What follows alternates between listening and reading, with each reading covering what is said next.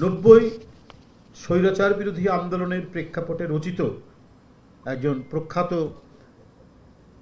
Painter শিল্পী, তিনি দেশ আজ বিশ্ব বেহায়ার খপ্পরে একটি স্লোগান দিয়ে তিনি একটি কার্টুন এঁকেছিলেন, একটি ছবি এঁকেছিলেন।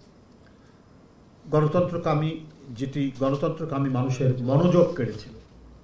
বর্তমান প্রেক্ষাপটে সেই স্লোগানটি আরও বেশি প্রাসঙ্গিক হয়ে পড়েছে। পাশাপাশি দেশ আজ নির্লজ্জ তাবেদার এক সেবাদাসের খপ্পরে। এই কথাটা কেন বললাম? কারণ অবৈধ ক্ষমতা লিপ্সার কারণে গণতন্ত্র, মানবাধিকার, ভোটের অধিকার হারিয়ে জনগণ আজ নিজ দেশেই যেন পরাধীন এবং বন্দী। অরক্ষিত দেশের সীমান্ত সেন্ট মার্টিন প্রায় অবরুদ্ধ। বাংলাদেশের নাগরিকগণ সেখানে যেতে নিরাপদ বোধ করছে না। সেন্ট মার্টিন ঘিরে গত কয়েকদিন মিয়ানমারে যা করছে, এটি দেশের সার্বভৌমত্বের জন্য চূড়ান্ত হুমকি। বাংলাদেশ মিয়ানমার সীমান্ত দীর্ঘদিন থেকেই চরম অস্থিরতা চলছে। মিয়ানমার সীমান্ত দিয়ে বাংলাদেশে ভারী অবৈধ অস্ত্র ঢুকছে। যুদ্ধ কবলিত মিয়ানমারের জান্তা সেনারা বাংলাদেশের অভ্যন্তরে প্রায়শই ঢুকে পড়ছে। শেখ হাসিনার তাবেদার সরকার যথারীতি জান্তা সেনাদের আগ্রাসী ভূমিকায় নির্বিকার রয়েছে। পুনরায় মিয়ানমারে ফেরত পাঠিয়ে দিচ্ছে। অথচ গত 7-8 বছরেও মিয়ানমার থেকে বাংলাদেশে জোর করে ঠেলে দেওয়া রোহিঙ্গা জনগোষ্ঠীর একজনকেও মিয়ানমারে ফেরত পাঠানো সম্ভব হয়নি।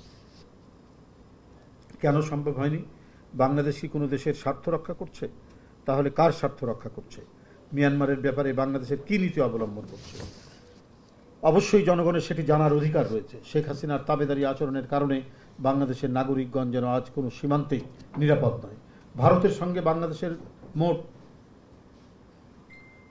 সঙ্গে বাংলাদেশ সহ মোট 7টি দেশের সীমান্ত রয়েছে।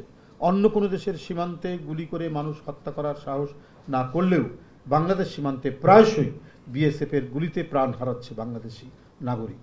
গত 9 জুন কুমিল্লা সীমান্ত বিএসএফের গুলিতে এক ব্যক্তি নিহত হয়েছে। এভাবে ভারতের সঙ্গে নতজানু পররাষ্ট্রনীতি আর তাবেদারি মানসিকতার কারণে বাংলাদেশ সীমান্ত হত্যার প্রতিবাদ করার সাহস এবং স্বাধীনতা হারিয়ে ফেলেছে আওয়ামী সরকার। আজ বাংলাদেশের সীমান্ত অনিরাপদ, বিপন্ন, স্বাধীনতা, সার্বভৌমত্ব, অথচ স্বৈরাচারী শেখ হাসিনার তাবেদার সরকার নির্বিকার, নিষ্ঠুর।